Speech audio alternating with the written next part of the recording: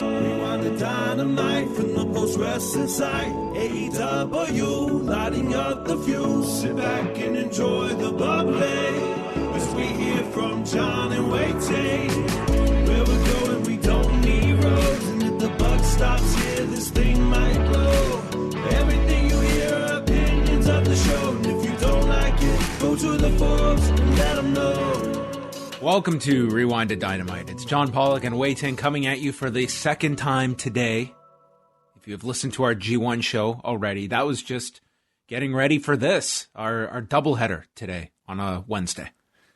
Yeah, get used to it. I mean, there's probably going to be a few of these, and we'll just might as well just have a microphone on at all times, I think. Oh, that would be enjoyable. Just build it into our mouths. Just live stream us nonstop. We'll call Blue, see if they can make the new, I don't know, wireless microphone tooth implant.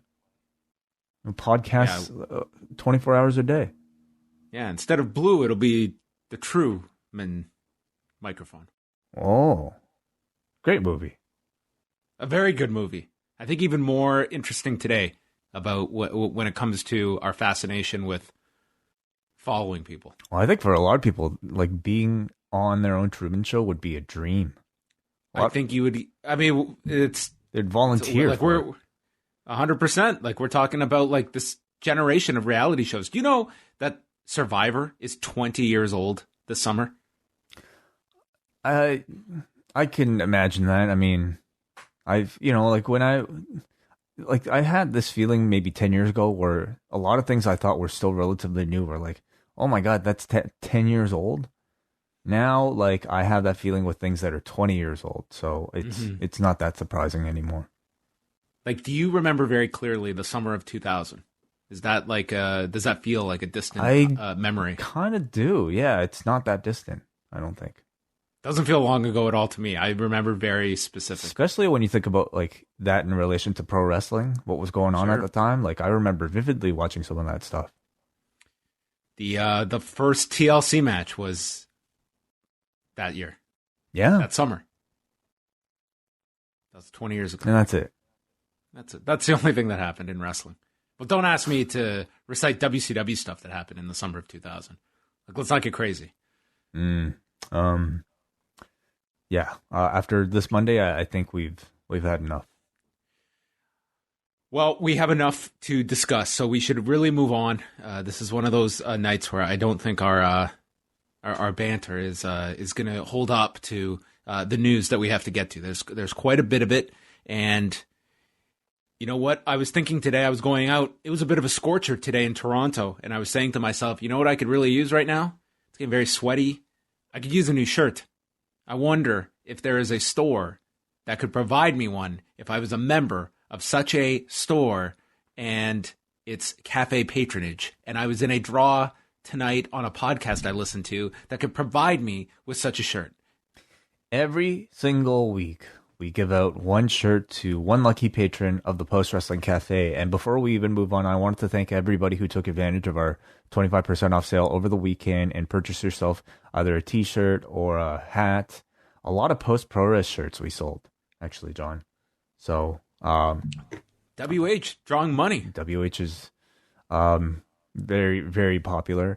But, store.postwrestling.com. You can get merchandise for any of our shows, at least the Rocky Maivia picture show and Post Pro Res, and of course many featuring John Pollock and myself. But we're gonna give one shirt away right now to a lucky patron. And John, give me a number between 1 and 2,000.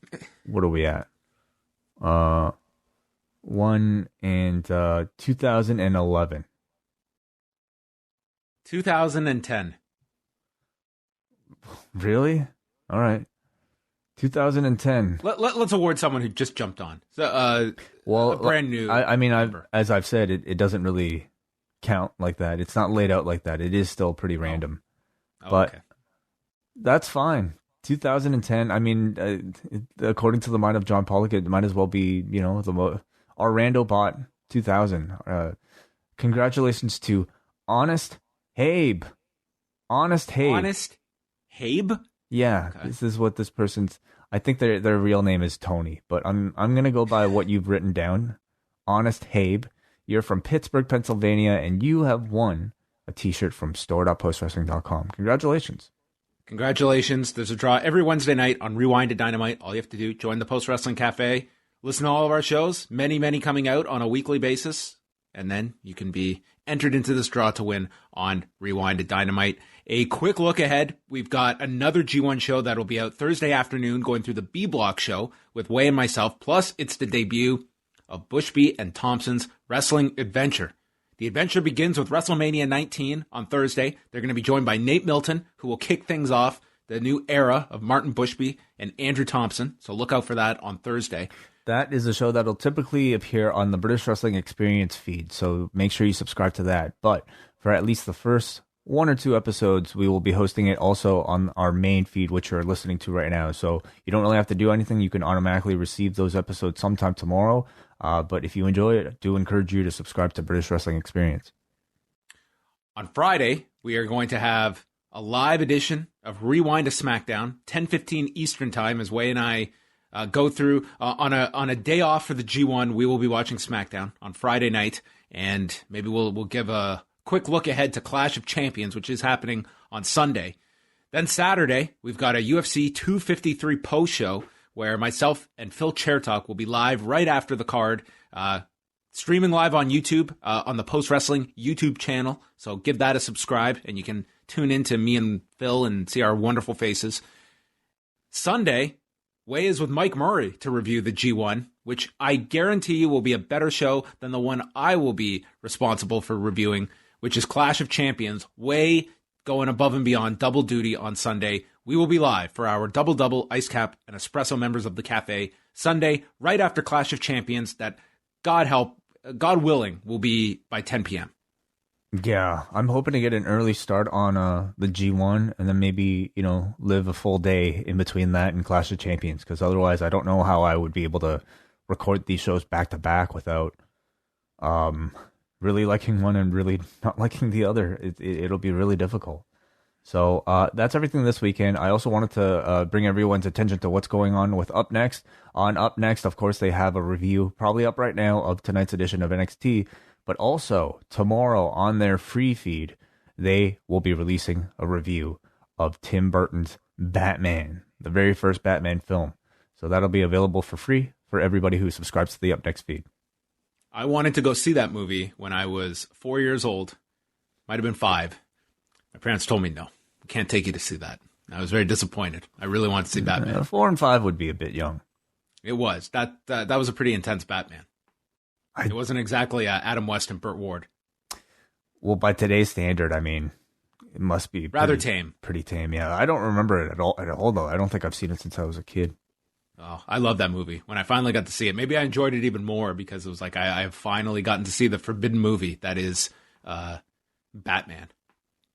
My parents had that, and I remember when they got a friend of theirs, I really wanted Home Alone, the movie. And my friends had pay-per-view, so recorded Home Alone for my parents to give to me. But at the beginning of the tape was Silence of the Lambs. Whoa. So my parents gave me this VHS, and they told me, under no circumstances are you to watch the first 2 hours of this VHS. I was like, this is a VCR. Like, I'm going to stumble upon this movie. How am I going to find the exact start point of Home Alone? It's not like today where you could have chapters. I mean, even talking about DVDs feels dated by this point. But anyway, I tried to be responsible and not watch Silence of the Lambs, which was the forbidden movie when I would have been 6. Oh, that must have made you really want to watch it. A little bit, yes. But I also had a very heavy conscience. I was like, if I do this, I'm directly disobeying what was like. Sometimes you're ruining your life. It's like doing drugs. Yeah, it's like if you can wiggle around certain things. Like if my parents said, what would be like, I don't want you watching Silence of the Lambs with your brother. And my belief would be, well, then it's clearly fine for me to watch this on my own, which maybe is not what the intent was, but I've gotten I've got the wiggle room. As long as I have a reasonable defense. I think that's how you can get around things. Interesting. So in order to raise you, your parents really had to like become lawyers. Hey, words are important. Words are very important. Maybe you became the lawyer. Could have been. Should be helpful. All right, let's get into the news. We have a bit of it to talk about. First off, I want to go through some of like the COVID-19 stuff because it's affecting numerous companies, and I'm just going to do my best here to go through kind of what information is out there. There's some things I have heard that I have not been able to confirm yet, but let's just go company by company. We'll start with AEW. They had to switch around tonight's lineup because Lance Archer announced earlier in the evening, when I returned from our last show, which would have been 2 weeks ago, a family member was ill when I got home. I found out later a friend who had taken my family member to the vet for our Dachshund. Is that a dog? Yeah, it is. Yeah. Okay. Was COVID positive. While at home now, I've also gotten sick, tested positive. I feel okay. Expect to see me in 2 weeks. So he was off the show, and this caused the change because it was going to be the 6-man tag with Archer, Brian Cage, and Ricky Starks teaming against Moxley, Will Hobbs, and Darby Allin. That was switched to Jon Moxley and Eddie Kingston, which for a makeshift replacement match, they kind of had this storyline that they kind of just fell into that it made complete sense. But that was the Lance Archer one. Now I guess people were also watching closely because there were some people notably that were missing on tonight's show. And I mean, AEW has not commented on anyone else, but that was what some people were paying attention to with like the Dark Order, and some of the members were not there tonight. Well, I didn't even consider that. But I mean, who knows? Like, whatever reason. I mean, people are relatively, mysterious about all this stuff, and unless it's the people who are affected by it volunteering the information themselves. So this was certainly so did you have any indication of like when Lance Archer would have actually found out? He wasn't that specific, but I mean, their last tapings were, when would those have been? 2 weeks ago. Well, I guess I only asked because like this was a relatively last minute decision made by AEW. He must have, could he have known just today that he was positive? I really don't know the timing of it all. Like you would think if they wanted to, promote a new main event, especially a title match, it's not like you're getting a lesser match. You're getting a bigger match that they would have wanted to have promoted that as much as they could have in advance. So, I mean, it's pure guesswork on my part that it wasn't so far in advance that they knew of this. Right. I would think this would benefit AEW to get that news out there and promote your new match. I mean, this had several hours to promote. Yeah, literally hours. I would say at the very least you would release it perhaps, I don't know, during earlier in the day, just to maybe pick up a bit more of the news cycle. Like, this was really hours to go before the show, so I would assume that it was probably a real last minute call. But in either case, I thought they really turned it, a really bad situation into, I think, a decent situation for the audience. Over delivering, replacing a 6-man tag that people were definitely looking forward to, but replacing it with a title match, and one between two guys that I think your hardcore fan base definitely would really appreciate. So you hear the replacement announcement and you don't even really have a chance to be disappointed. I'm going to say, though, I'm going to repeat this. I think it's a really bad look, the fact that they still have like a large swath of those wrestlers ringside maskless. I think that's just a really bad decision to be allowing that to be so that they're not enforcing masks to be worn by the extras on the floor. Yeah, sure. I mean, they're close together. It's not like they're separate. It's like everyone is crammed together in those first few rows. I mean, their argument would be that they've all been tested. But they're not in a bubble. They're not. These people are all traveling. Like, you're passing a test the day or the day before, but and then you're traveling after outside. You're not quarantining before this test. So it's like, if you are they quarantining after their test? After their test, they're traveling home. No, okay. So they're being tested the day prior, right? Before they can enter the arena, correct? Presumably the day before. Okay. So after they've been tested and they receive their positive test, are they going out to other parts of Florida outside of Jacksonville before coming back for the TV tapings? Or is it after the positive test they go right to the TV taping? Sorry, are you saying like are they leaving Jacksonville between tapings? Between the testing and the taping. No. So No, then isn't that a bubble? Not a bubble for any. I mean, they're staying at hotels. I mean, they're not. I don't think you're talking about people that are completely isolated from society. Sorry. So from the moment that they get their testing to the moment that they record the television. Yeah, but my point is that if you are getting tested today, it doesn't mean 100% that you don't have the virus. In the 2 weeks in between tapings, God knows where all these people are going. Of course. Just because you show up and you have no test, I mean, to me, throw a mask on. Like, what is the big argument against it? Other than personal comfort. Yeah, I don't really disagree with that. I think obviously it's just a good look to tell people on TV, but let's just make sure we're on the same page here. You're saying they're not in a bubble because after testing, after a TV taping, they're traveling back and then what? Coming back for the next set of tapings? What I'm saying is that, yeah, they're not in this bubble in between tapings. Right, but they're being retested every time. They are being retested every time, but again, they are interacting with people in the public. They're traveling out of state in between these different weeks. Yeah. If you contracted the virus on this past Monday, okay? You're not in Jacksonville yet. Maybe you're in California. You've contracted the virus Monday, and you're not going to be symptomatic until the end of this week. Test is not going to catch this in between that time. Yeah, I mean, that's definitely something where I think AEW has been they've been really trusting of these test results, and maybe for the most part they've gotten by with it, but we do know of people like UT Marshall who have tested positive, and now Lance Archer, but according to Lance Archer, it was caught outside of an AEW environment. Yes. So, yeah, definitely. I mean, in the end, it's like you go back to the debate about whether or not these tapings should even be occurring, wrestling should even be occurring, and what level of safety people seem to be comfortable with. And personally, I've always felt like if you have the privilege of being a broadcaster, and especially if it's something cosmetic, like having people ringside just to decorate the set, which is what these extras are really there for.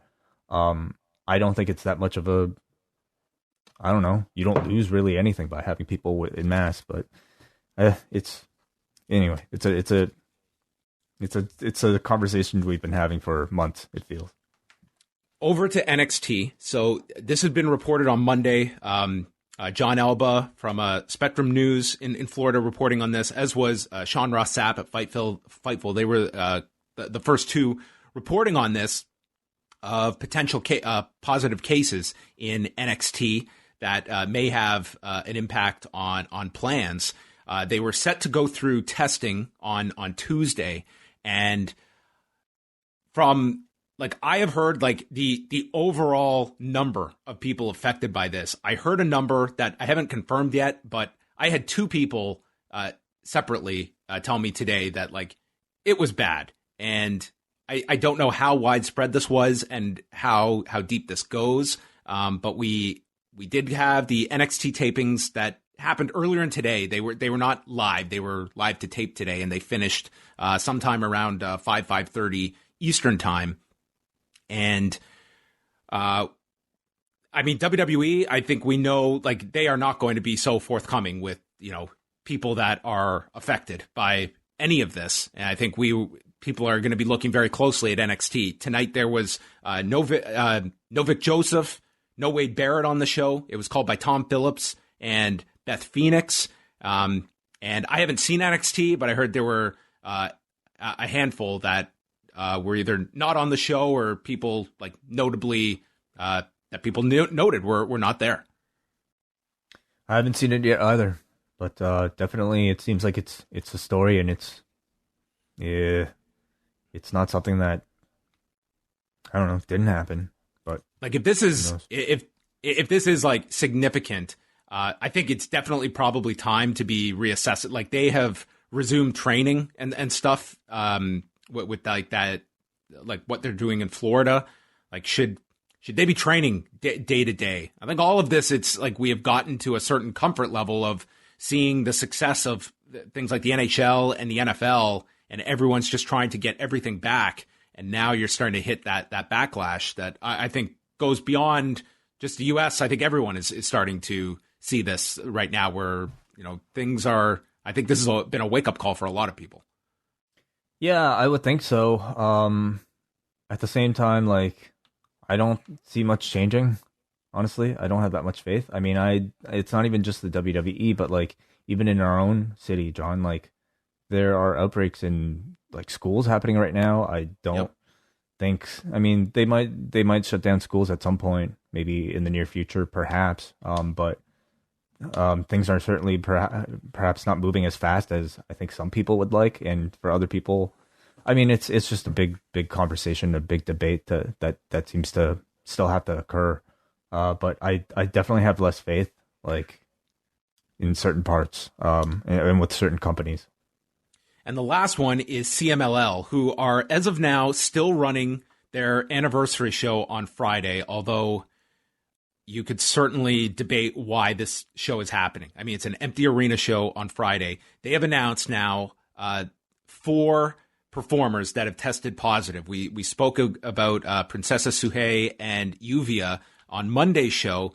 Today, they announced Ultimo Guerrero, who, I mean, everyone was looking at as the significant other, testing positive, as has Bandido. So he is also off of the show.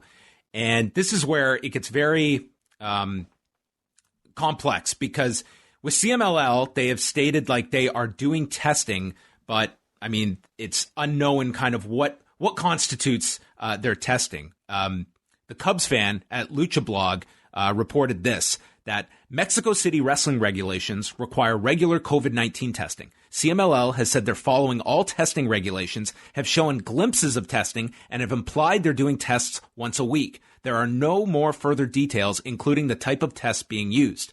Princesa Suhei's positive test came with her personal doctor in Monterrey. Bandido worked CMLL's show on Friday, which wouldn't have been allowed with a positive test. Any positive test seems as though it must have been him getting a test himself. It is less clear when Yuvia or Ultimo Guerrero tested positive. So, like, you have the combination of not exactly knowing what CMLL's testing consists of, and if you're looking at in the cases of Bandido and Suhei getting their own testing done on their own, couple that with the fact that what is CMLL's protocol when it comes to contact tracing, and these people that, like Bandido, again, just worked on Friday. So you have that concern. I have to look at this card on Friday. I really don't know why it's happening. It's like typically, like, this is a live gate driven promotion, and you're running this show without that big live gate and putting potentially performers that very well could be positive that are not aware of it into the ring on Friday and having that much more of a problem. I really think that this has, like, you have 4 cases coming out within, I believe, the span of 8 days. Well, has there been precedent set of them canceling shows as a result of COVID-19 positives? I mean, they've only come back just over the past month. So this is like their first real brush with it as they're trying to push through with shows. So this is, I think, over the next 24 hours, we'll see. They've had to rejig this card, and what the final card looks like, we will see. They are just kind of holding this thing together. But I would say, I would definitely encourage any of these wrestlers that are, if they're not confident about whatever testing has been done, to get tested on their own. But you also have performers that they want to work as well. So you have that conflict of, maybe not wanting to know if you're positive, because then you can't work. So COVID-19 is a mess. That's my conclusion, and is wreaking havoc on everything. So that is the latest that we will continue to look at. Late Night Dynamite on Tuesday night. It got started at 12:38 a.m. on TNT after Inside the NBA ended up doing 585,000 viewers and a .26 demo number, which was good for 9th for the night on cable. I've got to say, like, this was obviously not regular Dynamite numbers, but in some of the demos, not all that far off from what they did last week. But I just look at what this did at, hey, tune in at some time after the NBA game, and this late on a Tuesday night. I would say this would bode very well for TNT's confidence, coupled with the Saturday and Thursday airings over the past month of finding that third hour of AEW and having confidence that this fan base is going to find this show. I thought this was a really good number for the time slot. Definitely. Yeah. I mean, I watched it and it really felt to me like almost like a pilot of what that third hour would be. We're talking matches that aren't exactly like dark. I mean, I think they had a bit more fanfare attached to them. 1 hour, pretty much 3 matches, and all of them with, a certain level of star power. And I would say like ultimately felt like it was a thing worth watching. But I'm really curious to know how many of these fans that tuned in were people who tuned in from basketball and weren't regularly AEW fans, and how many were AEW fans that decided to make an effort to tune in specifically for that thing. Yeah, that's a great question of, the bleed over from the NBA audience that, would have stuck around for the post-game show and then watching Dynamite afterward. But we will get into some of the highlights of that show. Raw was largely consistent with the week prior and going against a Monday Night Football game that aired not just on ESPN, but also ABC. So you had both networks doing well over 7 million viewers. So they were against heavier football competition, but they did 1,668,000 viewers, down just 1%, stayed even in the demo, finishing 5th on cable. There were 9% losses with their male 18 to 49 and male 12 to 34 audience, while women 18 to 49 were up 18%. And the third hour drop from first to the third hour was only 10%. So I think all things considered, it was still their lowest viewership since entering the Thunderdome, but against heavier football competition, I think you have to say that staying even is going to be considered a win during football season. And the bigger question, Way, was the promise of seeing Slapjack, T-Bar, and what's the third one? Mace. Yeah. Was seeing their first match enough that allowed this third hour to have less of a drop-off. People wanted to see T-Bar. I guess. Yeah, I guess it's people like shit. People are attracted to garbage. And I think maybe next week should do really well then. What do we have any promise, though, of Retribution next week? I think it's to be expected. I mean, they're principal players in the show. I mean, you would also be, of course, coming off a Clash of Champions as well. That's right. But, yeah, okay, cool. In Canada, they did 266,900 viewers. They were the 6th most watched sports broadcast of the night. The top sports program was the Stanley Cup Final, followed by the Jays game with the Yankees. And Way, one that I wanted to ask you about, HBO Max greenlighting 8 episodes for a Suicide Squad spinoff for Peacemaker, starring John Cena, where James Gunn is going to write the series and also direct several episodes, including the pilot. News that caught me by surprise. I mean, the Suicide Squad hasn't even come out yet. We have no idea what this, Peacemaker character, at least I have no idea who this Peacemaker character is, and what John Cena's performance in it will look like. But already, clearly he seems to be destined for a big spot because he's already got his own spin-off TV show.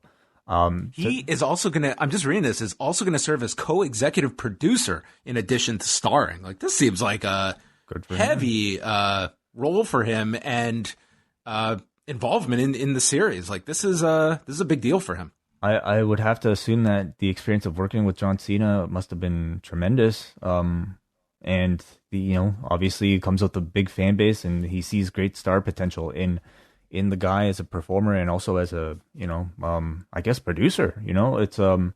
It's huge to me. The attraction is simply another superhero thing with James Gunn, who I think can take any non-character, like any concept, and really turn it into gold.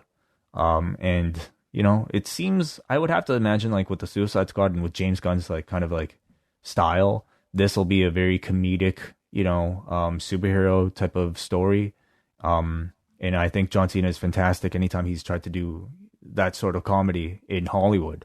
So I look forward to all that stuff without even knowing exactly who the character is.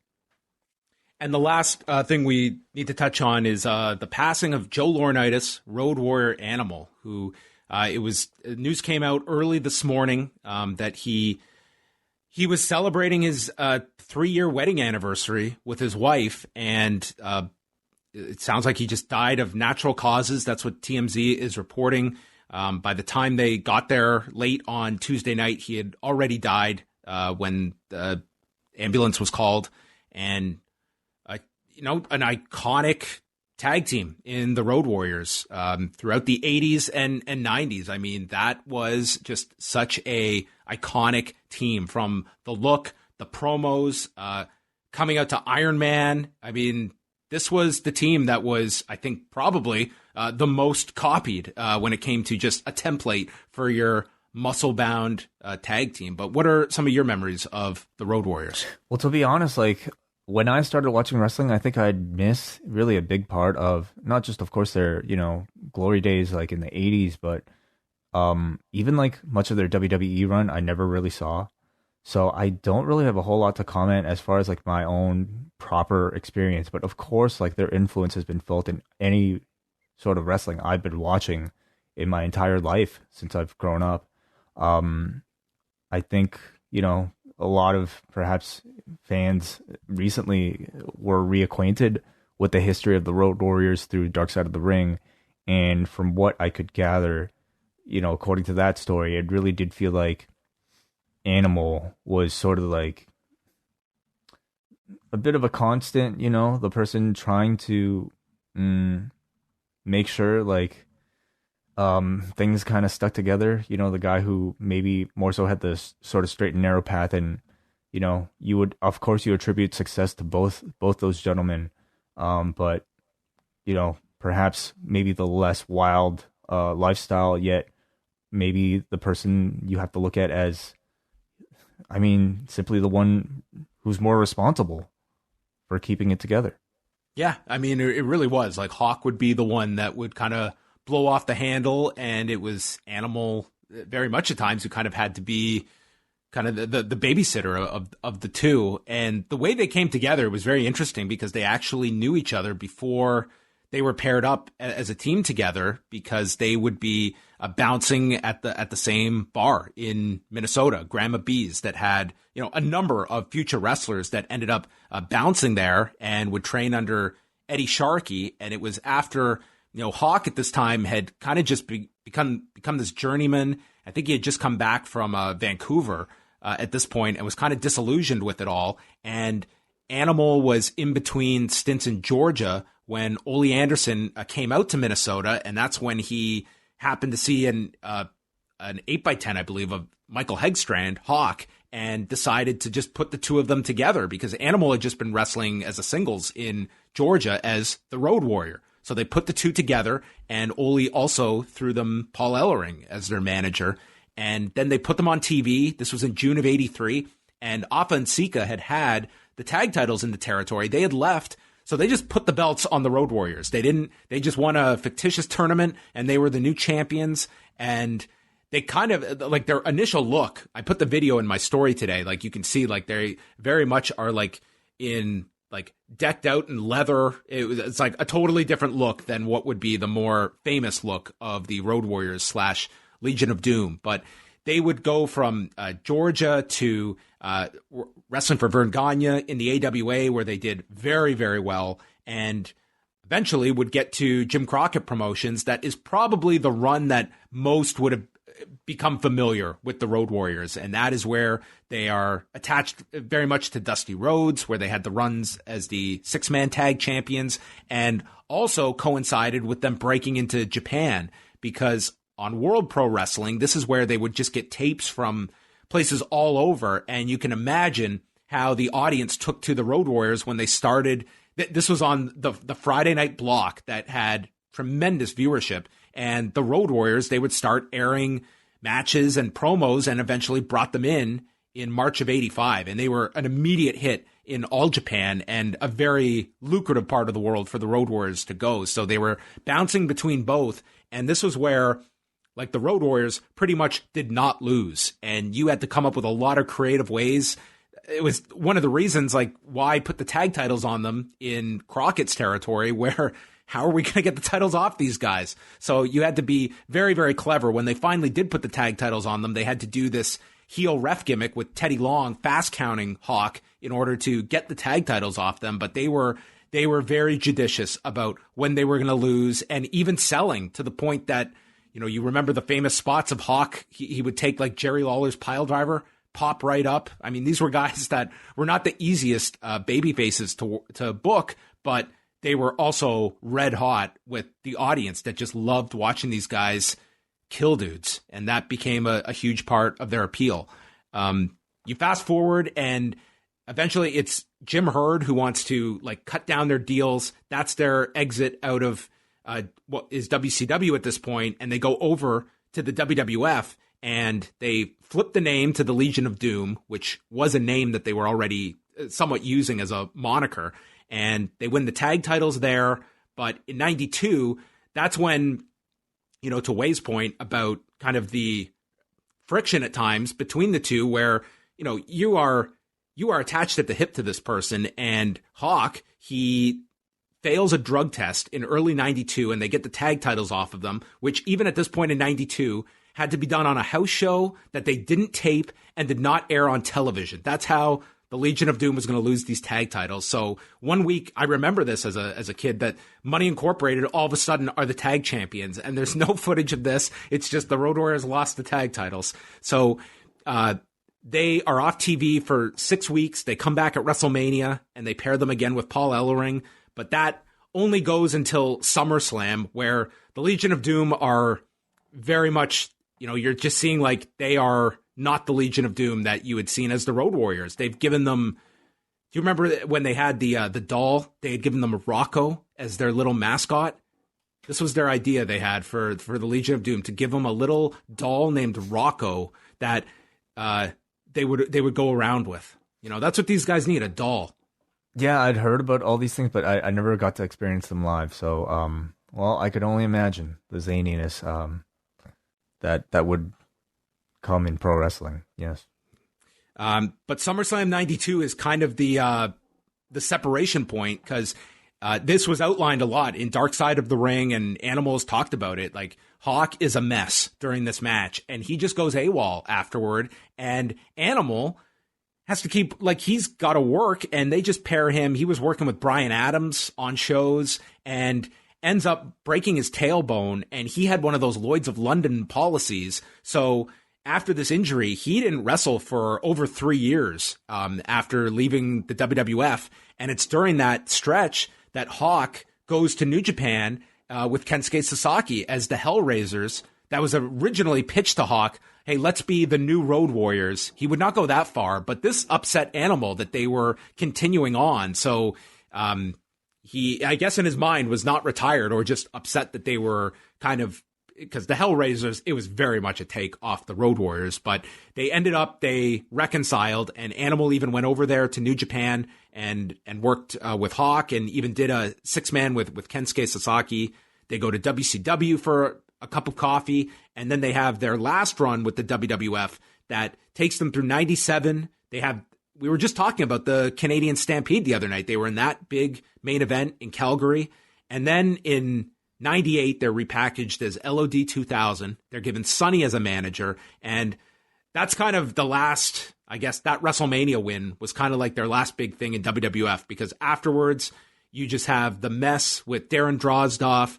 Hawk is just playing a drug addict on TV. I mean, they're just making fun of his like real life problems, and falls off the Titantron. This was all such a mess. And then they are just kind of just getting beaten like drums. And then they leave the company in 99. They would bounce all over the place and pop up now and then in different companies. They would show up in TNA. They did a one-shot with WWE years later, but it was pretty much the end of the Road Warriors at this point until Hawk died in 2003. And then you had Joe Laurinaitis come back for that last WWE run, which pretty much everyone forgets, with the new Legion of Doom with John Heidenreich and Christy Hemme. The LOD I don't think anybody remembers. I remember it, unfortunately. But it happened. Yeah. But it was very sad. I mean, he died on his wedding anniversary and was scheduled to be at Jerry Lawler's 50th anniversary show this coming weekend. 60 years old, which, man, that is really young. It is, really. I mean, we don't know what the cause of death was. I mean, he was someone that, I mean, he noted it himself in his book about, you know, getting into steroids even before he got into wrestling. And that was a big part of the Road Warriors presentation, was looking the way they did. Mm-hmm. So an unfortunate passing that came out this morning, but I'm sure I would definitely recommend the book that they put out a number of years ago that Animal was a part of. You could tell, like, when he put his book out, he really wanted to do a really good job. And you can see with like just his involvement with the Dark Side piece, he takes the Road Warrior legacy very seriously. And you can see that in the book. Like, it's a pretty comprehensive rundown of their careers. So anyway, there's tons of promos to watch of the Road Warriors and a lot of their classic moments, spanning many, many different companies, and was brought up tonight on AEW, as did NXT, who ran a graphic at the start of the show. So if you want to read more about Road Warrior Animal, there is a story up at postwrestling.com that you can check out. But let's go on over to, do you want to start off, just chat briefly about Tuesday night's 1 hour show? Yeah, for sure. Yeah, you know, as I previously discussed, I mean, this was a very easily watchable show, only 3 matches, and 3, I would say, pretty enjoyable matches. But I think the one that'll probably have people talking the most will likely be Scorpio Sky and I forget the dude's name. Ben Carter. Ben Johnson would have been. Could you imagine Chris Jericho calling a Ben Johnson match? No, but Ben Carter was he was very fast, but I don't know if he was that fast. Hopefully not as controversial. No. He didn't cheat. Yeah, you know, I found this pretty unusual because, like, Ben Carter really had no introduction to us on Dynamite. I believe he had a prior match on Dark. He was on Dark this week as well.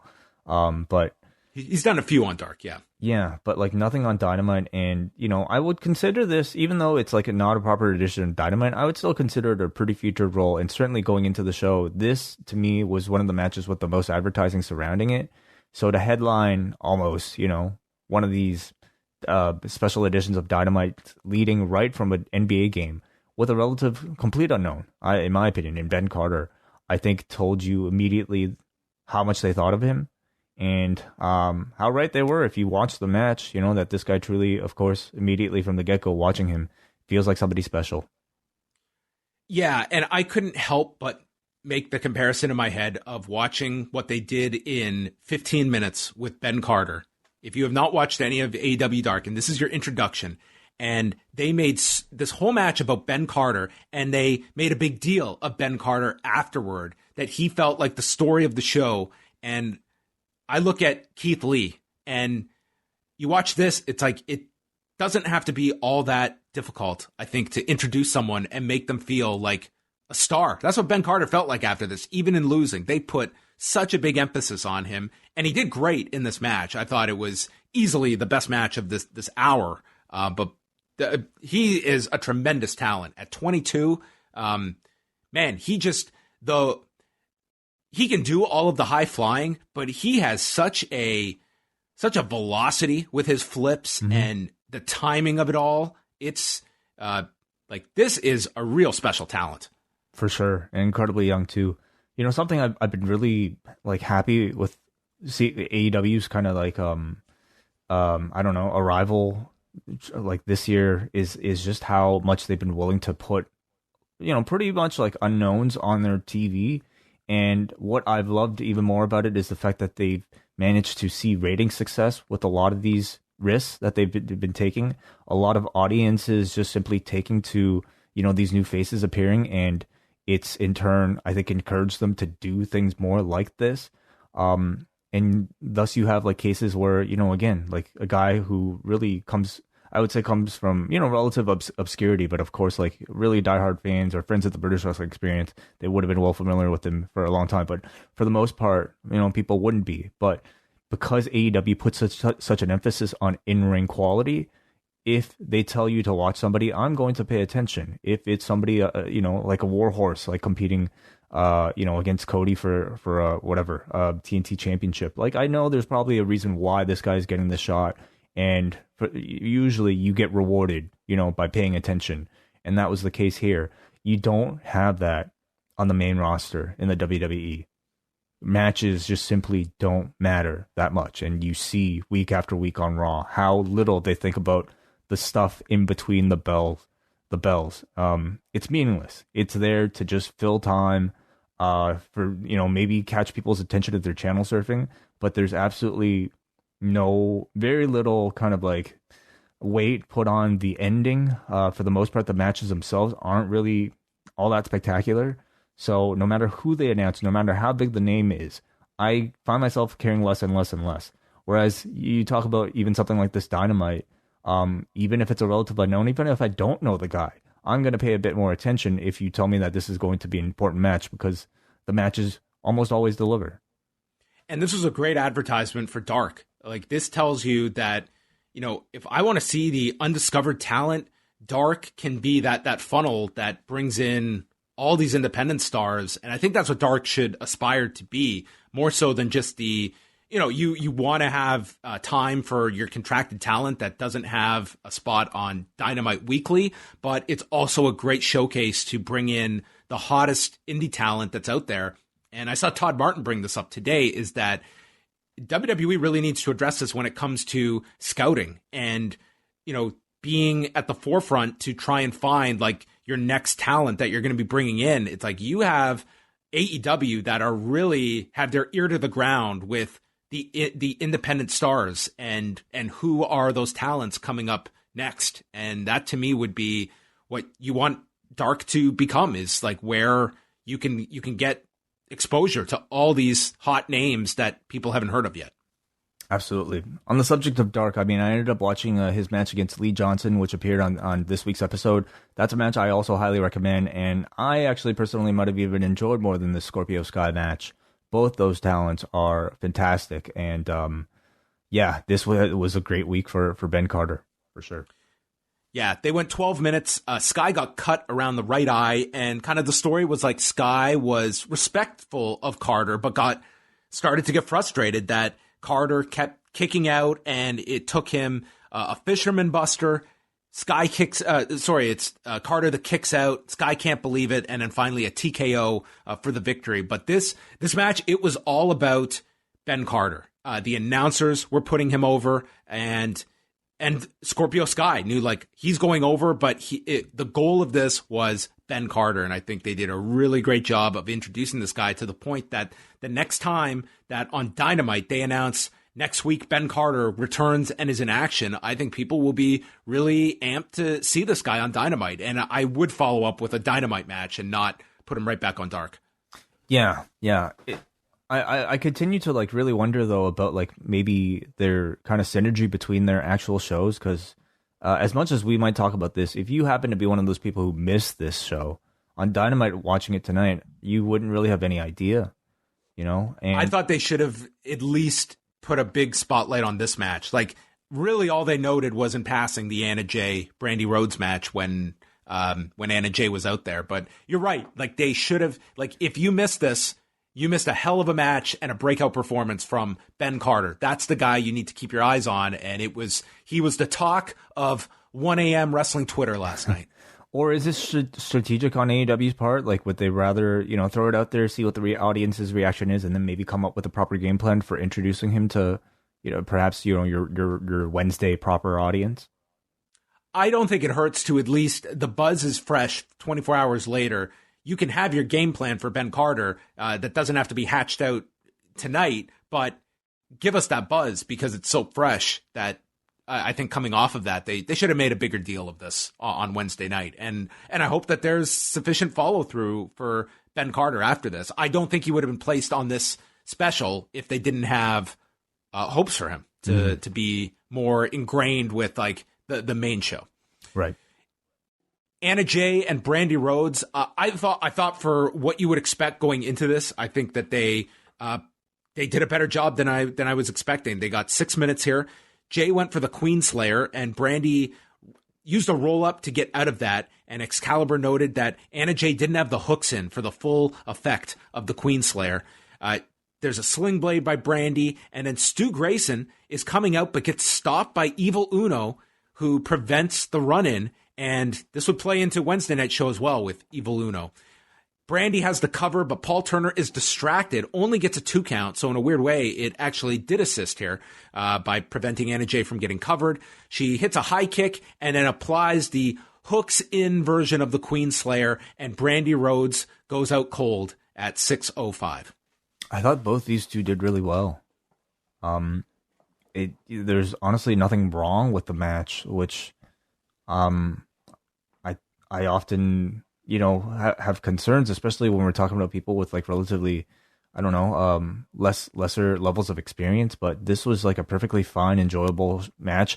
Brandy showed a great deal of aggression, stepping off of the angle that connected these two together. It felt like a really good grudge match. Marvez was with Scorpio Sky. He put over Ben Carter, and he's going for the TNT title. He says he's in the top 5. Then Matt Sydal walked in, telling Scorpio Sky he's awesome. And Sky noted that he eliminated Shawn Spears in the Casino Battle Royale. Sky will be watching and puts over Matt Sydal and does his Ric Flair impression. Yeah. There was plenty I enjoyed on the show. Matt Sydal's acting was not one of those.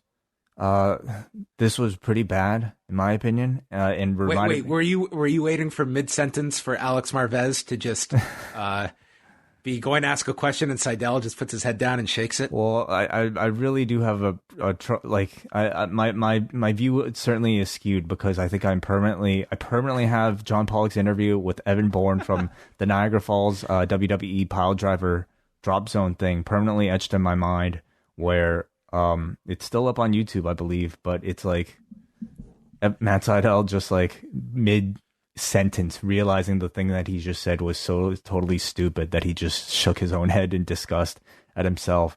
Not everybody's going to be able to like be amazing at these sort of things, and certainly AEW is a place where Sydal can flourish without having to do this type of acting. But man, when it's out there like this and it's this bad, you have to call it out. This was bad. Well, the match was better than the promo. We had Matt Sydal against Shawn Spears with Tully Blanchard in the corner. Jericho, who's on commentary throughout the night, mentioned losing to Matt Sydal on a pay-per-view 10 years ago. Jericho likes matches, he says, that begin with the exchange of holds. And then he puts over Matt Sydal for having good psychology. And then, during the exchanges, Excalibur is giving his rundown of Matt Sydal. And notes that he has had shamanic experiences. And at this point, you can tell Jericho, and especially Jim Ross, they ride a very fine line with Excalibur. And this broke these two. Jim Ross is just, I imagine this man throwing his papers in the air. Here's what? What is a shamanic experience?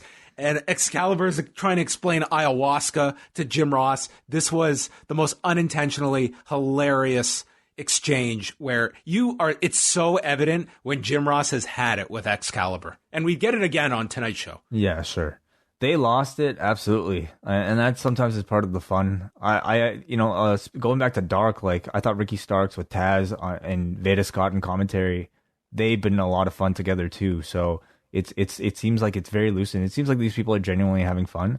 But I mean, I listen to something like that, and it's like that's the dude's gimmick. Like he's been doing this gimmick like for years now. So to me, it's just Excalibur paying attention, and Jim Ross reacting the way he has might be the way that I would say maybe it's the way the public would react. But like to me, it's just like I don't know, somebody being well researched and doing their job. Like him mentioning the Kawada references to in Eddie Kingston's tights. Oh, I didn't like that at all. Good research. So I don't know if it's worth chastising because it just kind of makes the person who's surprised by it kind of look like they haven't done their research. No, I enjoyed like this reaction because it was so out there. But when it's Excalibur like speaking to the wrestling fan and the reaction is that stop being such a wrestling nerd. I mean, you're broadcasting to a lot of wrestling nerds, and the ones that aren't, that's just a cool fact. And it doesn't have to register with every single person, but to shun the person, it almost is just, yeah, I'm with you on that one. I don't like the level of those shutdowns that they do just because a wrestling maneuver has a weird name to it. Yeah. The C4 gets blocked. Sydal holds onto the rope, hits a Meteora, and then on the floor, Sydal lays out Spears, who's on a chair, and this allows Blanchard behind the referee to load up his glove, and then during a roll-up attempt, Spears punches Sydal and pins him in 9:43, and then Scorpio Sky chases Sean Spears away, and this seemed to be more or less directing Scorpio Sky in some way with Spears while he's got the TNT Championship on his mind. And that was the 1 hour Dynamite that, I mean, no big angles, nothing that was, I wouldn't say anything that would drive you to stay up and watch this unless you had the curiosity to do so. But I would say for those that did stay up, I think you'd be pretty happy that you got a pretty good 45-minute episode and a real big spotlight on Ben Carter for this episode. Definitely seemed to exist somewhere between, on a level of relevance, somewhere between Dark and Dynamite. In that it's kind of got that mid-tier, it's got like the big buzzed about debut, and Ben Carter had a bit of a follow-up of a storyline that you did see on Dynamite and Brandy versus Anna Jay, and leaves you with a bit more to come back with rather than maybe just a succession of just matches. So I'd feel like if they're going to be promoting a third hour, it might have to be a bit meatier than just exactly what we saw here. I think it might need a bit more actual star power than what we saw here. But as far as like the wrestling goes, 3 matches was perfect, and they were all enjoyable. Yeah, and at the same time, I think it was win-win because they didn't give away anything big, and the number was very promising. I think for that time at almost 1 a.m. to be the number 9 on cable, that's not bad. What's the competition at 1 a.m? This was for the whole night on cable. Oh, the whole night. Wow. Yeah. That is impressive. This was against everything. Jeez. So that was really good that they did as well as they did. So now into tonight's show. They announced Moxley and Kingston off the bat, and then Kip Sabian and Penelope Ford come out, followed by Miro in his new Best Man shirt. Janela and Kiss do a promo, and Janela said that Sabian made a mistake proposing to Penelope Ford. They're here to win, and they are on the express to victory. Miro is huge. This dude I think him and Matt Cardona like got into a microwave and just expanded like a popcorn bag would. Possibly, man. But like, man, including with like the tan that would come if you were in a microwave for about a day. Well, my first thought is if Twitch streaming is going to make your traps look that big, maybe I'll go live like right after this. Twitch.tv/Ting Bar. Ting Bar, yeah. But seriously, like his shoulders were like insane. Well, this match was something. Early on, Excalibur says that Archer came into contact with someone positive and is off out of precaution, which was not how Archer framed it. Yeah, I didn't like this at all. I mean, listen, you've already gone this far. Like, you've changed the main event. The man himself has tweeted about it. Why not tell the whole truth? You know? Yeah, it just felt to me at best, his messages were crossed. At worst, it was deceptive. Yeah. To lessen what was happening. The man flat out said he had tested positive, and that's for everybody to see. Ross calls the backstory between Joey Janela and Penelope Ford dirt sheet material. Then Janela gets the tag, but Aubrey Edwards misses it, so puts him back into the corner. Janela eventually gets in and hits Miro, who just stands there, and then chases after Janela. He hops to the floor, and he immediately is limping and can't put weight on his ankle. And you think this is just him selling, but the man deserves an Oscar if that was the case, because then he blew about like his next series of spots, including this frightening one where he tries to send Kip Sabian over the guardrail, and Sabian nearly crashed down on his neck coming down. Then Janela jumps at Miro, who can't catch him. This just kind of fell apart at this point. And then within a couple of minutes, the ankle seemed to be okay. So this looked like he legit just landed badly and was trying to get his ankle back into, get its feeling back, because this played absolutely no role into the match other than it fell apart in the middle. It's hard for me to tell, honestly. Well, Miro in the ring grabs Janela and throws him to Kip Sabian for a suplex on the edge of the apron. This did not look like a wise idea. He kicked Kiss with a head kick, stomped the back, and applies what the announcers were trying to come up with a good name for with the Cobra Clutch. Jim Ross just calls it the Accolade, but it is game over, which Miro did yell upon setting it up. So guess what, Kenta? This is your latest North American wrestler to steal one of your names or finishes. Poor guy, that's right. Yeah. European-based wrestler. But here we go. Game over from miro. Yeah. Maybe you could call it like, thanks for gifting the sub. Should have called it copyright. Oh, copyright. Copyright clutch. Copyright clutch. I thought the match overall was like pretty good. To me, like what I was mainly looking for was just Rusev's or Miro's debut and his portrayal. To me, he did feel like he came across as a more intense version of himself in ring, despite, perhaps the video game and like sort of the comedic aspects of this character. In ring, the man is still being portrayed as a pretty serious threat. Showed a lot of personality, which I thought was overall a positive. I just thought midway through, I thought this really got sloppy, and maybe like there was a concern of an injury in the middle that might have been the issue there. I just thought it got really sloppy towards the latter half of this. I didn't think this was a really great match on the show. But they're quickly move on by Eddie Kingston storming the ring and tells them to leave the hard camera on. Calls the fans morons and updates them if they don't follow social media. He's facing Moxley. He was never eliminated from the Battle Royal in 18 years, says he deserves this title shot. Moxley and him used to be cut from the same cloth, but John sold out and went to the world of sports entertainers while he didn't sell his soul to the devil. Where are you, sports entertainer? And Moxley comes down, they go nose to nose, and then the officials separate them. So a really good promo just to set up the main event coming up at the end of the show. Yeah. For anybody who didn't know about the match, I mean, simply putting a microphone in Eddie Kingston's hand for him to talk about it, it will probably make you want to watch anything. So you can't really, I think, have a big Eddie Kingston match without actually hearing him talk about it. And in a short amount of time, the guy managed to really encapsulate all you really needed to know. Why he's getting a title shot, the history he shares between he and Jon Moxley, what he thinks of Jon Moxley, calling him a sports entertainer, and yeah, really all you needed. Kenny Omega was on commentary for our latest match. Jim Ross thanked him for dressing up in a white t-shirt and shorts for the occasion. I thought this was great. Evil Uno took on Hangman Page, and once again they explained this was a tag match that they offered to Omega and Page to face Uno and Grayson, but Omega is not interested in tag matches anymore. And it was noted here by several people who noted their absence that when the Dark Order came out, we did not see Alex Reynolds or Stu Grayson out there for any of the Dark Order segments tonight. So I don't know what that means, but they weren't there. Okay.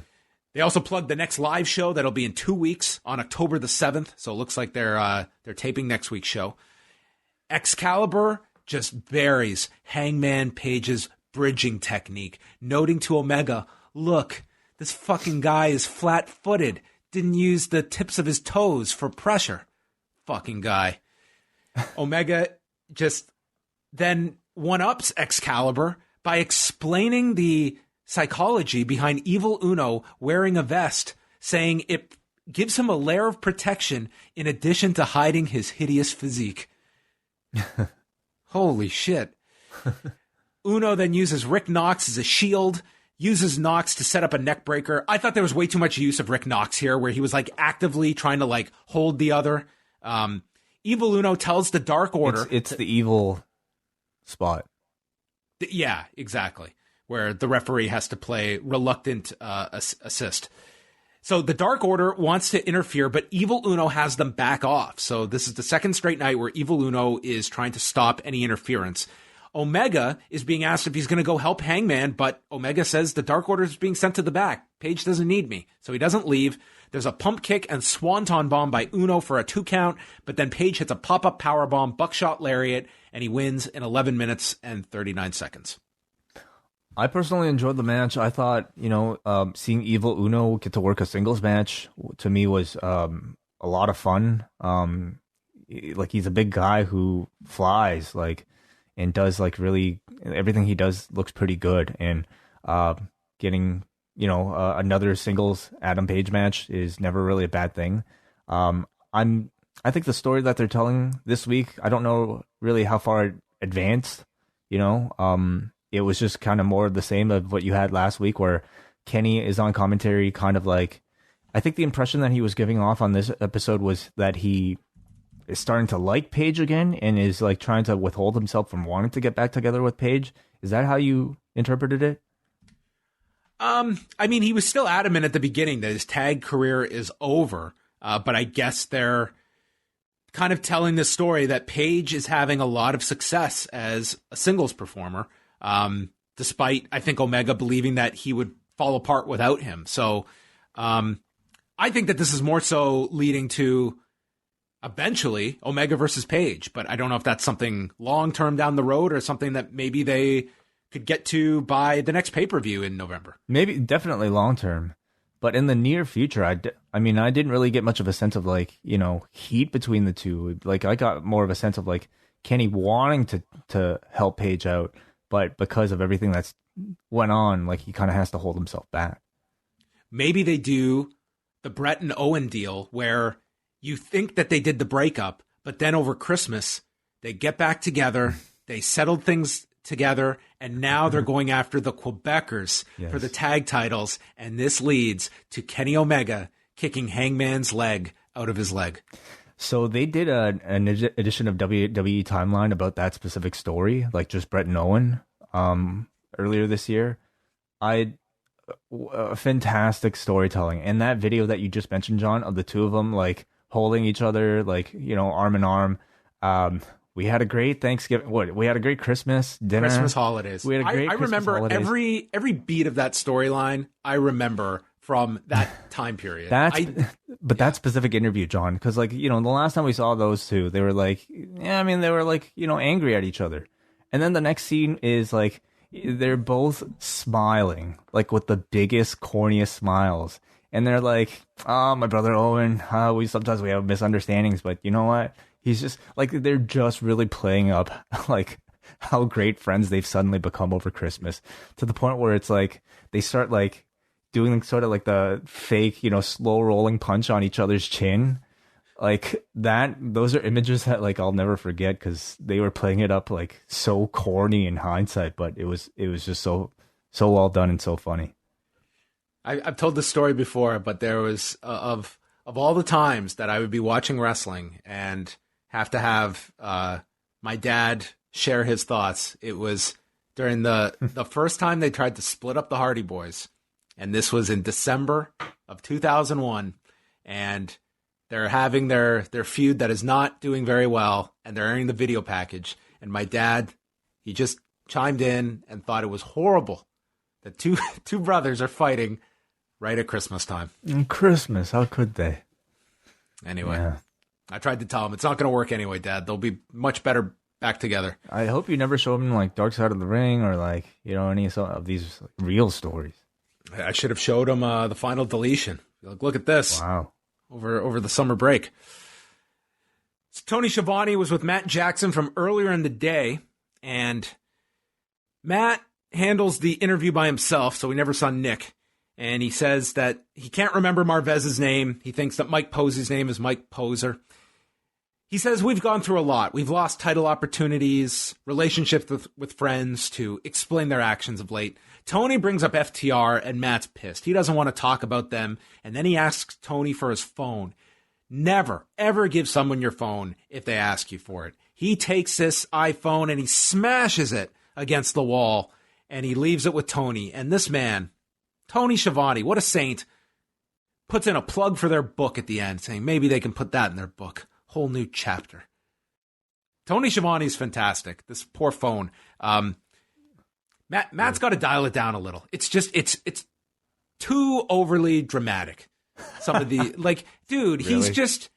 It's just oh man, way too much. Like a little bit of just normal reaction to certain life experiences. I don't disagree with you. At the same time, it's like what got these guys to the dance is them doing this level of over the top, very pseudo comedic acting on BTE. And this isn't supposed to be comedic though. Well, you're right. It's true. But at the same time, it's like I think that's the only speed. Like he really knows how to play. Like, I mean, we've seen him do serious before, but it's still been like that sort of very over the top, like, here's exactly how I'm feeling type of thing, right? Yeah, I don't know. I think some people enjoy it, but you're definitely right to maybe point it out. I mean, wrestling has a great outlet, okay? It's called shoot interviews, okay? If you want to hear a wrestler talk about why they fucking hate someone, there are more than enough examples out there about what wrestlers sound like in everyday life about why they hate somebody. And it can be many different degrees, but it can set. No one ever watches most wrestler interviews and don't buy the delivery. So I think that there's room for improvement. That's what I'm saying. But this is like sort of like what they're doing is kind of funny, isn't it? Like coming out, super kicking people and throwing money at the boss. I listen. I like the money stuff. Like there's a lot that they're doing well. I just think some of these. Like this Matt Jackson promo, to me, it's just a little bit too much. I'm trying to act instead of just trying to sound like Matt Jackson that's explaining his character's, justifying his character's actions. Right. Yeah. I guess I don't know if the real Matt Jackson will like take Tony Schiavone's phone and smash it against the wall and throw money at him. The phone thing was fine. Everyone can sympathize that that's a dick thing to do. So I didn't mind that spot at all. Brodie Lee got a better case. Could have, yes. Brodie Lee, Orange Cassidy for the TNT Championship. Cassidy dumps his shirt onto John Silver and then puts the sunglasses on Anna Jay. And John Silver's having a fit on the floor. And he also casually picks up the TNT title and holds it. And I just watch for these little things and hope that they lead to something on Monday. Possibly, yeah. If it would be a story that would be told, it would probably be on BTE. What?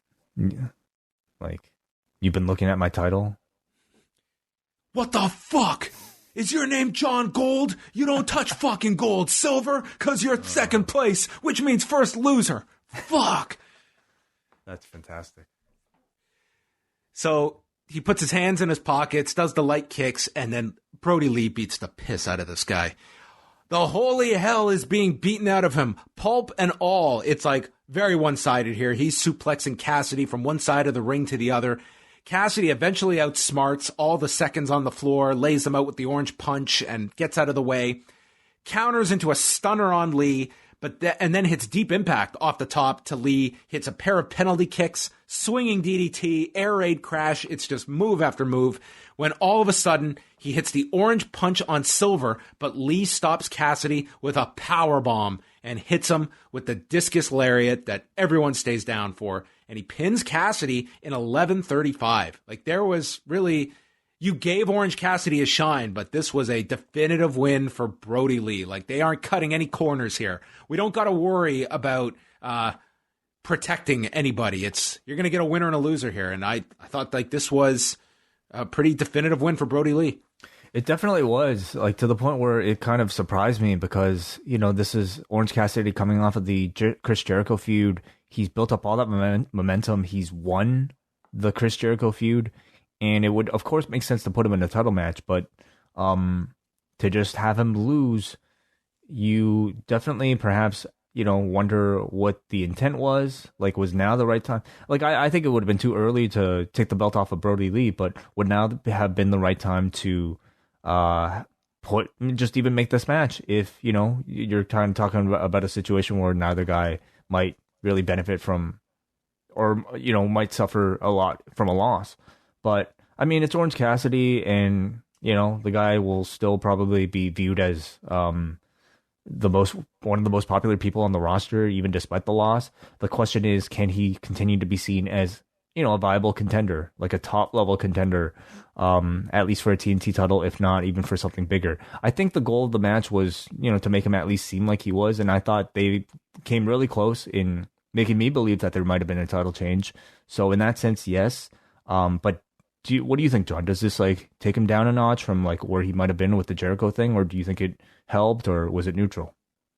I think with Cassidy losing here, I think that it's the same. I think that we have a large amount of the audience that is conditioned to, when you see this, it's your template is what happens in WWE, that someone loses and it's suddenly there's no rehab for them. They fall down and it's kind of an indictment of that performer.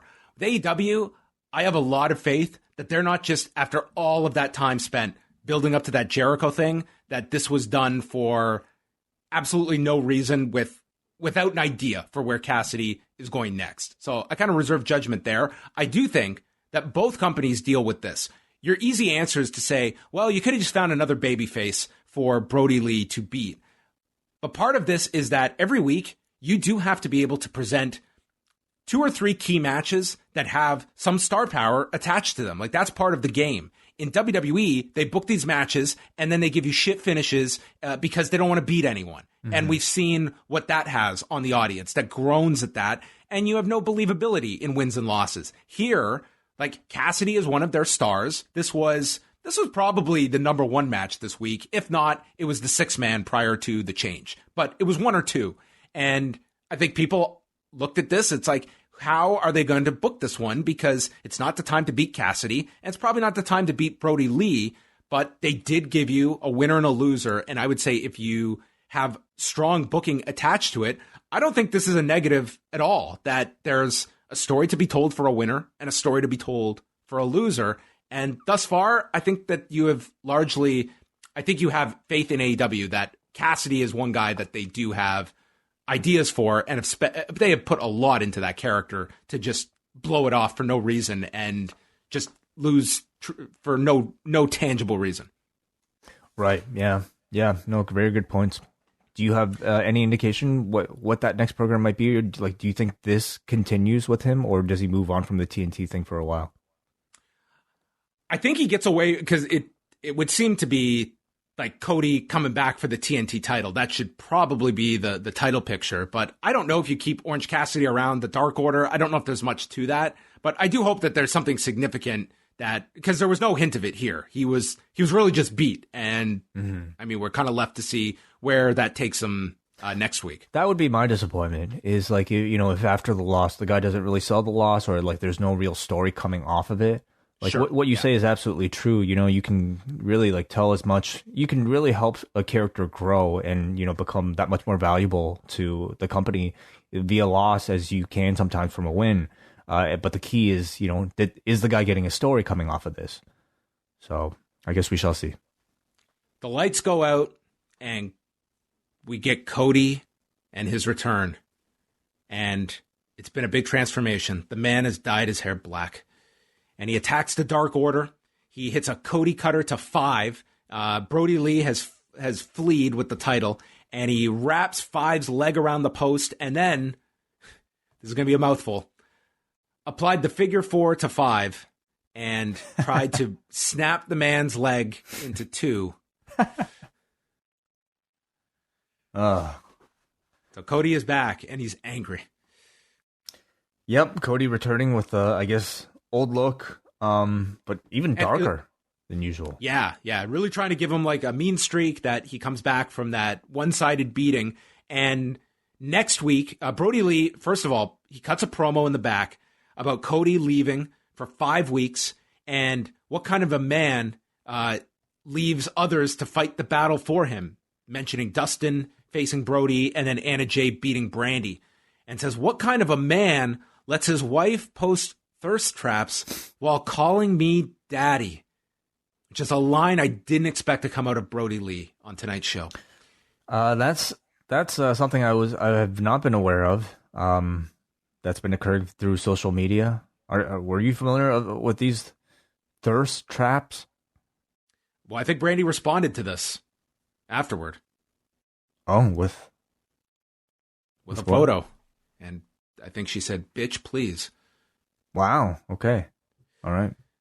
Brodie is holding a dog collar because you just naturally, you're going to a wrestling show, you pack a dog collar just in case.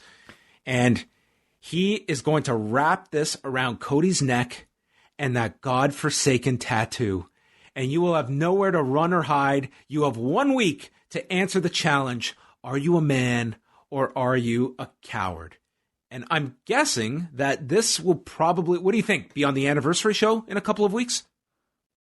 Yeah, that could make sense. I mean, that seems to be the big show coming up. But really they have a number of pretty big shows. But I would guess the anniversary show, sure. Matt Hardy limps out with Private Party, and it is Matt Hardy's 46th birthday, and he gets a light birthday chant. We've got to say, with being live, I mean, this was another one where it was like, the crowd heat was very minimal. Yeah, compared to the taped, yes. I'm now becoming more of an advocate for taped shows. But here we are. He was attacked from behind last week, and we've got a mystery. He says the attacker was masked and hit him with either a pipe or a bat. And then later, Jericho and Hager wandered in, and Jericho happened to be brandishing a bat. And therefore, Detective Hardy of the Hardy Boys believes that Jericho is the prime suspect. And then had an impromptu match with the English language as he tried to get out. The more things change, the more things stay the same. And he eventually got this one out. And then calls Jericho an asshole. So Chris Jericho did not do it. Well, he's the prime suspect, but then Jericho denied it. Yeah. And I mean, wrestling logic will tell you that he actually didn't do it. Unless we're talking about Zelina Vega and poisoning Montez Ford's drink. Holy shit. Remember that? That didn't happen all that long ago, and I completely have forgotten about the poisoning angle. But, this shark attack has really done a number on my memory. Oh, of course. But, like, that drink poisoning unfolded in a way that, like, made it so obvious that it was Zelina Vega that, like, anybody watching anything would say, oh, of course it's not Zelina Vega. It's way too obvious. And then it turns out it is. And then she still denies it. So you're like, okay, well, she's denying it. I mean, it can't be this obvious. They can't be possibly We never got a concrete answer to that cliffhanger. I guess the ending was that, in fact, she did do it. Like, it was actually that obvious. And the moral of the story is that getting poisoned isn't that bad. It's okay. You're fine. 2 weeks off. Jericho comes out with the Inner Circle minus Sammy Guevara. And on Matt Hardy's birthday, he says, who gives a shit? He blames Hardy for what they did to Guevara and said, we don't know when he's coming back. Actually, I lied. He's coming back now. And out comes Sammy Guevara, and he just hugs him. He says, interesting re-debut. Very interesting re-debut. He was not Serpentico. He was not dressed up. This was a less dramatic return than the last. I guess he's had enough returns for the year. Jericho says, if I would have attacked you, I would have done it to your face so that I could see your reaction and the pain you would have been in. Hardy says he'll fight all of the inner circle, even if I'm not cleared. Mark Quinn steps in, says you need to heal up, and he challenges Jericho. Cassidy cuts him off and says, no, I've got this. I almost beat Jericho twice. I want you next week, and I will make you my Le Champion bitch. Which, if you translate that, I don't know if that is grammatically correct. I will make you the champion bitch. No, I don't think so. Well, who understands French anyway? Who speaks French? Come on.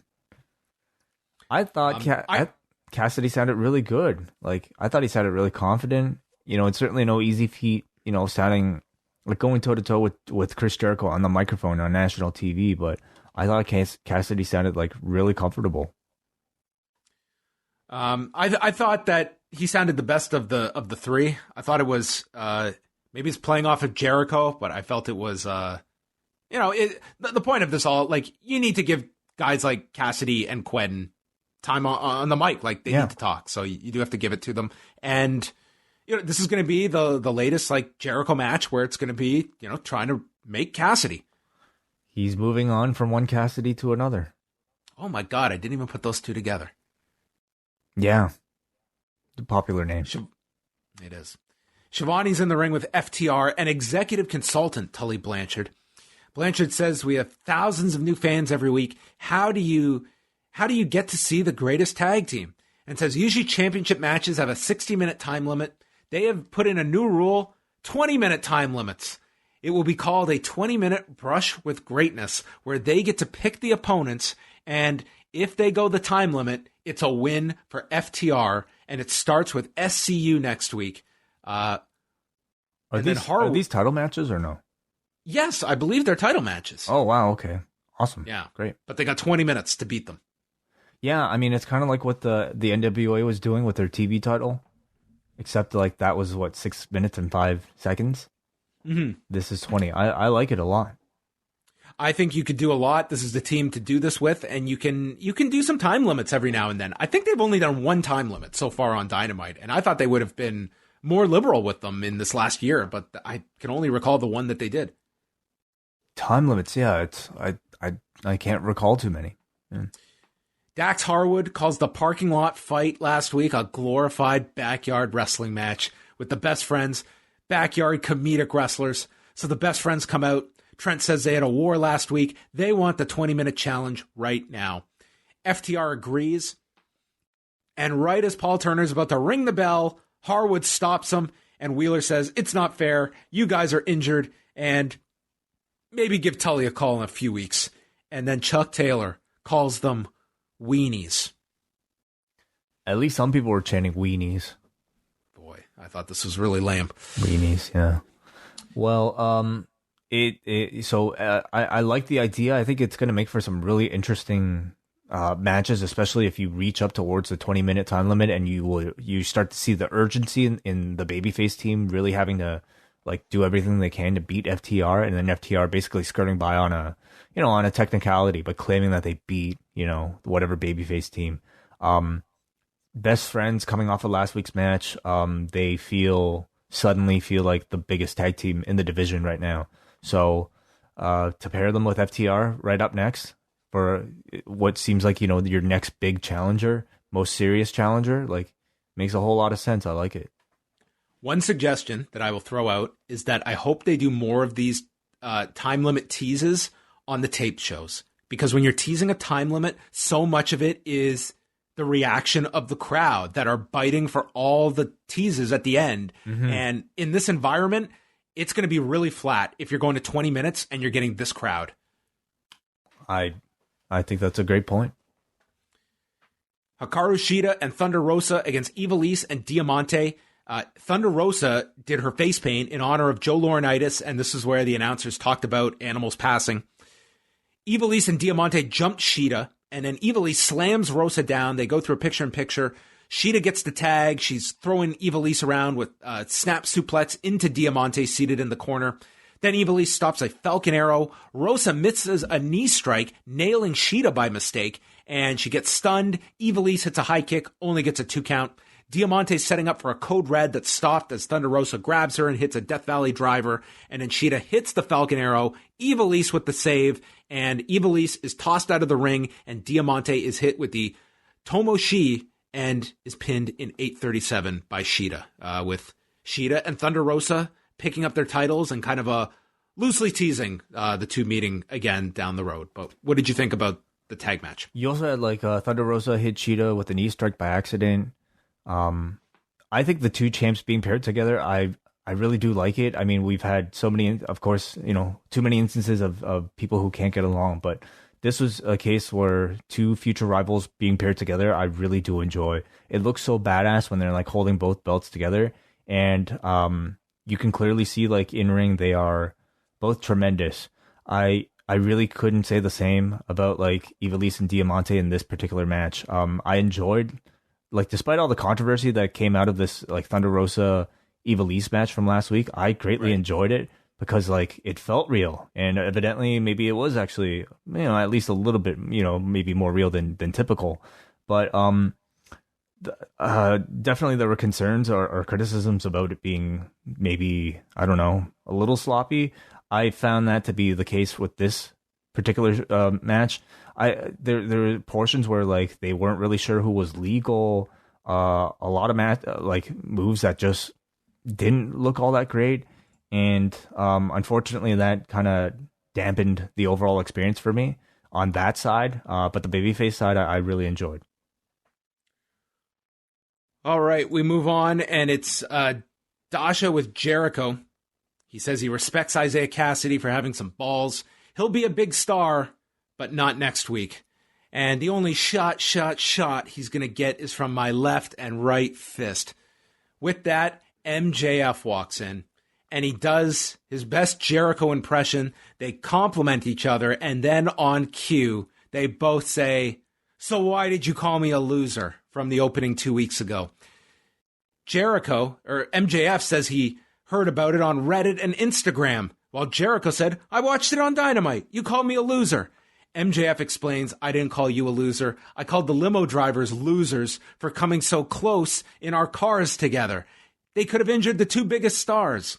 Well, Jericho says, "I wasn't calling you a loser. I was calling Tony Schiavone a loser." And they make fun of Tony and both admit that the other one is all right. And I really enjoy these two just crossing paths every couple of weeks together. It was fantastic. Two assholes trying to out asshole one another. Two of the fakest people trying to out be fake to the other person. It's almost I don't know, just two equal forces meeting their match, doing the mirror image thing. It was great. I mean, I do have to wonder what it's all leading up to. I can't imagine that they're just doing all these, just because they're fun. It has to lead up to something. What do you think that is? To be quite honest, you're doing this Jericho Hager tag team. Personally, I would really like to see these two together.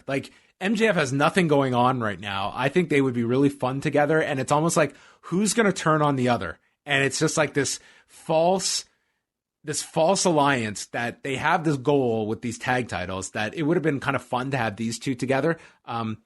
Ultimately, you have to do this match eventually, but I think it's so far down the road. I wouldn't want to even tease one of these two turning. There's definitely a time when you can turn Jericho, but it's not now. So I don't know where this ultimately goes, but I like that this alliance exists, and I'm very interested in seeing where it goes. Yes. For next week, we've got Chris Jericho against Isaiah Cassidy, Britt Baker returns, FTR against Frankie Kazarian and Scorpio Sky. So after they kind of established that Sky was going out on his own, they're putting these two back together. And they did make that clear that it was Sky was kind of going out on his own, that they explained during the Ben Carter match. Yeah, I don't know what they're really doing with Scorpio Sky. I think the guy makes occasional appearances, has a few TNT title challenges, maybe here and there, but then it never seems like they have a concrete like story for him. At least nothing on Dynamite. It just seems like he's more of a utility player right now. So that's next week's show, which is on the 30th. The week after that is going to be billed as Chris Jericho's 30th anniversary, which his first wrestling match was October 2nd of 1990. So we are 5 days removed. It's his legit 30th wrestling anniversary. And they're probably going to have, I would imagine, some great ideas for that. Oh, Lance Storm's going to be there. He can't. Oh, he can? He's got the no compete? Like, no, he can't travel. Oh, you're right. Oh, how about a video message? A video message is possible. Yeah, you could do that. Wonder what other names we might get. That'll be fun. Yeah, it'll be interesting what they do. But that will, I like the idea of these theme shows, and that's 1 week before the anniversary show on the 14th. Yeah. Jon Moxley, Eddie Kingston for the AEW title. This was just like a great fight between these two, and it works very well for Moxley to have this style of match. This was the line that you brought up where Excalibur was noting the black and yellow color scheme of Kingston in honor of Toshiaki Kawada, and Jim Ross just responds, well, everyone knew that, in a very dismissive way. And what I did get a kick out of was Excalibur decided several minutes later to just double down as they're exchanging chops, saying, this is just like Kawada and Kobashi at Budokan Hall, which just felt like, to me, the ultimate receipt coming back. And he's like, I'm going to get all my facts out in this match. They fought on the floor. Kingston is thrown into the guardrails, and then we go back into the ring. There's a stretch plum applied by Kingston, and then a big boot. Moxley responds with a clothesline. They're both down. Moxley is kneeing him from the clinch and hits a pile driver. And Kingston is just, he is very good at just, screaming and having that intensity throughout the match. He's yelling at Moxley to give him his best shot as they chop one another. There's a series of suplexes from Moxley, ducks the spinning back fist and applies the rear naked choke and transitions to the bulldog choke, and Kingston goes out at 10 minutes and 50 seconds. They make a point that he didn't tap out. He goes out cold, and then Moxley is attacked by Phoenix and Penta. And this sets up Will Hobbs, who does not get the match this week, but does get his shine, where he runs in, hits a big spine buster to Phoenix, and then decks Penta with a double super kick in response, dropping Hobbs. Darby Allin's out with the skateboard. Starks comes out to spear Allin. The only problem here is that there was just no reaction to any of this with the run-ins and stuff, but that's kind of the setup we've got. And it ends with a Rochambeau from Starks, with Taz out there as well. So the heels are all standing tall with Kingston, Pentagon, Phoenix, Ricky Starks, and Taz, while Moxley, Hobbs, and Allin are all laid out, and Jim Ross tees up Wonder Woman coming up next. So you ended up with, probably a very similar visual to what you would have had the six-man gone on, minus Lance Archer, of course.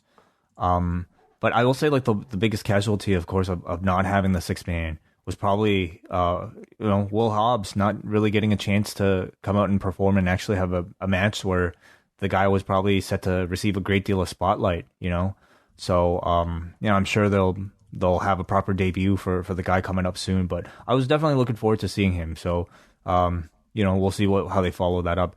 The match was great. Like, as I said, taking a negative situation and like turning it into something that nobody who I think is a fan could really complain about.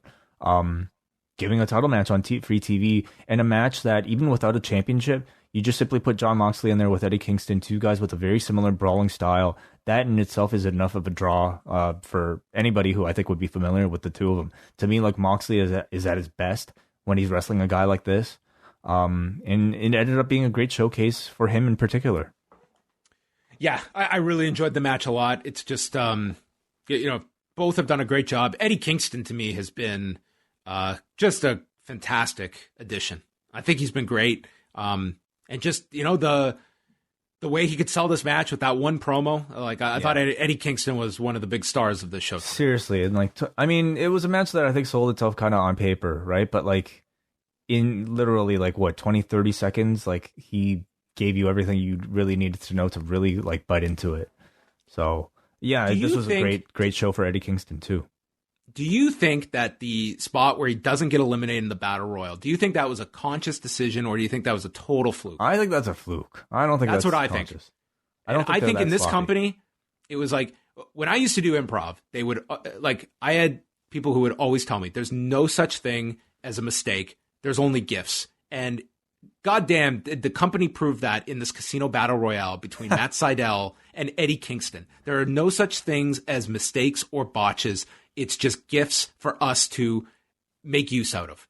And look at this Kingston thing. When they had a story, they just had this guy run with this. It's like, okay, here's like a cool line for heat that we don't know when we're going to pay this off, but it happened. People saw it. React like you really would have if this was a real fight and you had an out that you never were eliminated. Of course, you're going to brag about it. And here this unfortunate circumstance happens with Archer, but we've got the story writes itself because we didn't ignore something that wasn't supposed to happen. We ran with it and it paid off.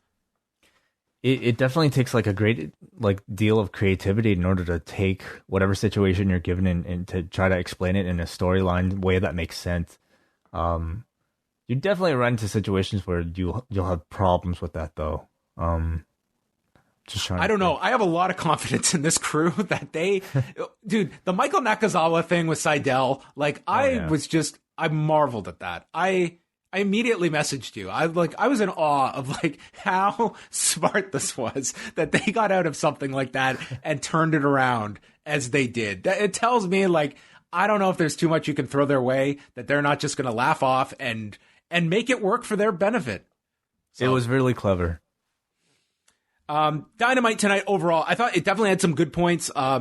Certainly none of the highs of that parking lot fight from last week. That did you see? Got the full 5. I did see that. Yes, reluctantly it sounded like from Dave. Well, not reluctantly, but he made mention that he wasn't a fan of these types of matches, but at the same time he recognized how really good it was. I'm very much in the same kind of thinking as him. Those aren't matches I encourage and typically enjoy, but dude, I thought that match was unbelievable last week. I just I can't criticize. If you're watching that, it's like saying, well, I hate horror movies, therefore I can never compliment a great horror movie. It's no, the genre might not be your favorite, but you can get some brilliant horror movies. Yeah. So let's go to the feedback tonight. The forum gives this one an 8.06. Another strong number. We start off with Jesse from the 6, who should be reading a book right now. Instead, he's watching Dynamite, wasting his time. Last night, in anticipation of the forthcoming Up Next review, I watched Clash of the Champions 1. The announcers on that show were Jim Ross and Tony Schiavone, and 22 years later, they're still going strong. A year ago, AEW's announce team looked to me to be 3 play-by-play guys. Of the 2, who are in their 60s, one had not called pro wrestling in nearly 20 years, and the other's previous job calling New Japan had been underwhelming. But now I really like this announce team. Excalibur explains what we see in the ring, Schiavone brings a charming wonderment to the call, and Jim Ross carries the narrative. The only flaw I would say is JR's occasional misadventures into comedy. Has this announce team met, exceeded, or failed to meet your expectations? For me, they've exceeded.